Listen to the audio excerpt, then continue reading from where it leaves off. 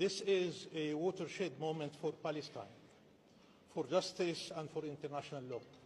Israel's occupation has been declared unlawful by the World Court, which has stipulated that it must be terminated completely and as rapidly as possible.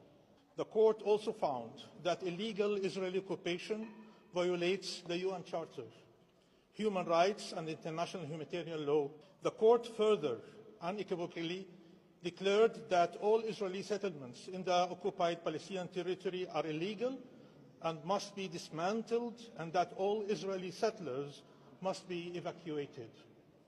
The court declared that Israeli illegal occupation not only violates but eviscerates the Palestinian people's right to self-determination in their own land, including the right to their own state. This ruling couldn't be more timely or sorely needed. The Palestinian people have endured unbearable suffering and injustice for decades. This ruling is a vindication of their steadfastness and perseverance. This right must no longer be denied or deferred.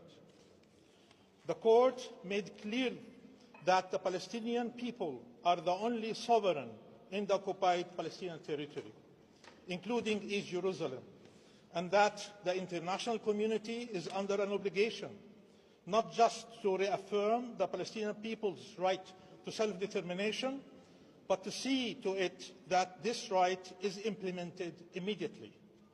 All states and the UN are now under obligation not to recognize the legality of Israel's presence in the occupied Palestinian territory